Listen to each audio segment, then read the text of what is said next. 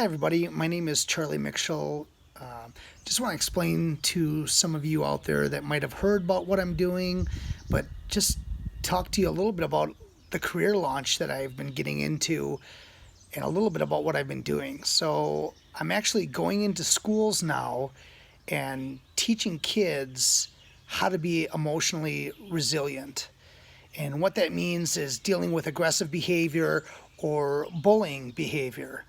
And when you look at bullying behavior, it is not just a school problem, it is a social problem.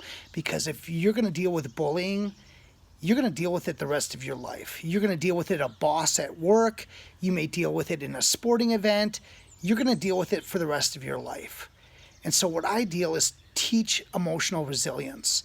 And what that means is if you have the right social skills or the right coping skills to deal with a bullying situation or aggressive behavior and not let it affect you and know how to not let it affect you.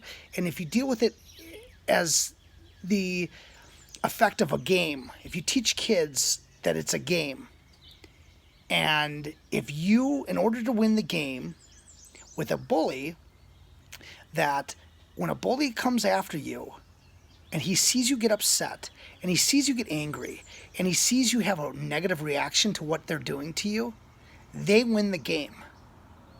And in order for you to win the game as a victim, as a bullying victim or aggressive behavior victim, in order for you to win the game, what you have to do is not have a negative reaction, not get upset. And when you don't get upset, and you practice not getting upset or not having a negative reaction, guess what? You win the game. And what happens when somebody keeps losing a game? They don't want to play anymore. And when you don't want to play the game, guess what? They stop playing with you. And so when they stop playing the game, the bullying behavior stops going after you. The bully stops going after you. The aggressive behavior stops going after you. And that's how you win the game.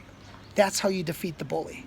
And it happens in the regular workplace, in a sporting event, at school, no matter what it is. If you practice this behavior and you practice not getting upset and not caring what somebody else says about you, the bullying stops. And that is what I'm teaching kids now. That's when I'm going into schools and effectively teaching kids not to let these situations bother them and not to get upset. So once you give them the right social skills to not let that bother them, they win the game. Now, to tell you a little backstory about me and why I got into this, I had a son that back in around 2009, 2010 school year, my son Christopher, we were just a normal family. Our kids were in private school. I had Christopher that was 14 years old, Michaela that was 9 years old, and I had a daughter, Gabriella, that was around 3 or 4 years old. And with that situation, just regular private schools, we were a normal family, very active in our church, very active in our school. And it was around 2009. Christopher was 14 years old. He was involved with the Junior Hilltoppers program and a very good leader on his team. Like if he missed a game, he was missed. He was a very integral part of that team. He was a center for his football team. He was a very massive part of that team and a very good leader. He was also incredible, creative kid. He just could build Legos, just amazing with Legos and building them. He also challenged his teachers incredibly. He would get teachers to think and question why were things the way they were. Not just accepting the answers from the teachers, like this is the way the things were. He'd always question why. Not in a disrespectful way, but he got teachers to think and looked up answers and made them better teachers. Like, why is it this way? So he really excelled the teachers as a better teacher as well. Many friends, he had so many friends, just a really nice kid. So we started noticing around 2009 school year, we started noticing him really being exhausted throughout the school year, and we finally got it out of him, what is going on? And he told us that he was not sleeping at night.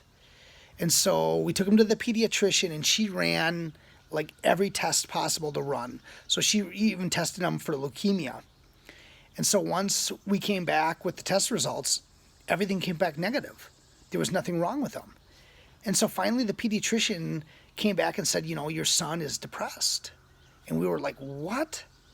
I mean, depression? Where is this coming from? So we had questioned Christopher. I mean, are you depressed? Do you feel depressed? And he never gave us any information. He was like, no, I don't feel depressed. If he wasn't telling us that he was depressed.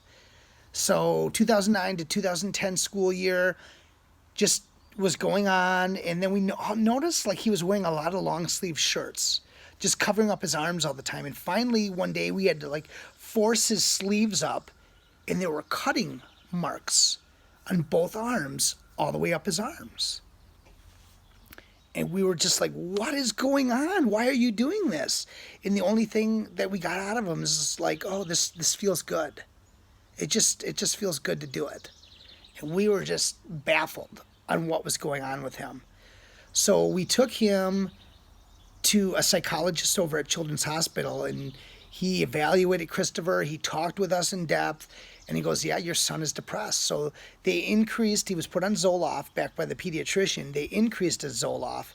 And about a week later, we're coming back from a funeral, and Christopher was like, he came back early. He said he was not feeling well, and he told us later that he's like, I just didn't want to be there. I faked being sick. And told him we were disappointed in him. We really wanted him to be there.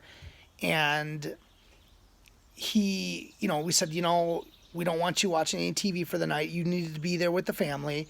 And so we went out for some pizza. We'll say, we'll be right back. We want you to watch Gigi and Michaela.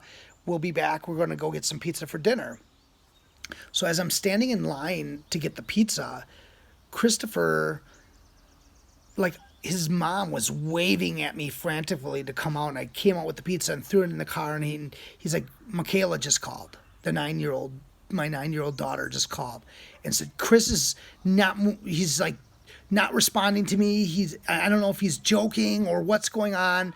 I said, hang up the phone with her, call 911. And like everything in my body just sank.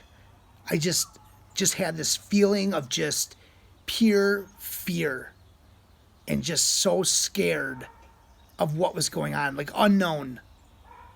And I must have been going 70, 80 miles per hour on the way home, and we weren't that far away, but it seemed like it took forever. I was going through red lights. I was frantically getting home. And as I pull up in the driveway, I will never forget this. The smell of the brakes, like racing home, just braking and racing home, that smell is with me forever. And as the garage door is opening, Michaela is right by that door, and she's flagging us to come down, and we're racing down to the basement. And as I turn the corner, there is my son hanging in the basement, and I like grab him and pick him up, and my wife's trying to get what's around his neck off of there, and I'm telling my 9-year-old daughter to go get a knife to cut him down. That's how my 9-year-old daughter has to be involved with a situation like that. So she runs upstairs and gets a knife, and we cut him down and start CPR. And she's like, I'm going to go wait for 911 upstairs. And we're starting CPR. And a while later, we hear footsteps, and I just scream upstairs to help us. Help us, we're downstairs. And the police come downstairs, and they are down there and starting compression. They take over compressions as I stand up and just get a moment of realization to what's going on. My whole body is in shock, and the whole situation does not seem real to me. And I'm sitting there like, how did we get here? How is this happening? And so all of a sudden, the paramedics come down there. There must have been police cars and paramedics all the way up and down the street. So they get him a heartbeat, and they get him into the ambulance, and I am calling my mom to come over and watch the kids. And the girls are in 2 separate rooms with police officers trying to calm them down. And my mom comes, and I just have to tell my mom what happens. And she's just like, what is going on? Nobody can believe this. And I finish up with the police officers, and I finally get out to the hospital, and as I get out to the hospital, they're working on him. And as soon as I get there, they're like, he has to be flight for life. They have to take him by helicopter out to Children's Hospital. And so now I know the situation is really bad because, that situation is not good if they're taking him by helicopter out to Children's Hospital. So we get in the car and we drive out to Children's Hospital, and I'm just, again, just complete shock. I can't believe that this is happening, that this is real.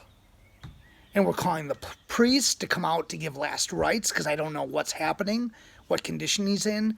We get out to Children's Hospital, and there's like 3 doctors to meet us, and like, your son was out of oxygen for a significant amount of time, and he's in serious condition.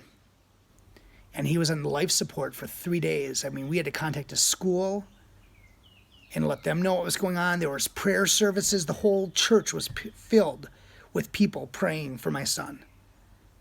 And just the response was overwhelming of just complete helpfulness and everyone praying for him and all the outreach that we had.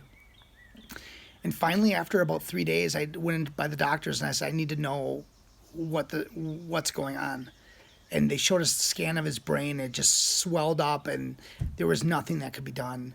So we donated his organs, and I think the hardest part was finally sitting down with my 9-year-old daughter and telling her that her brother was not coming home.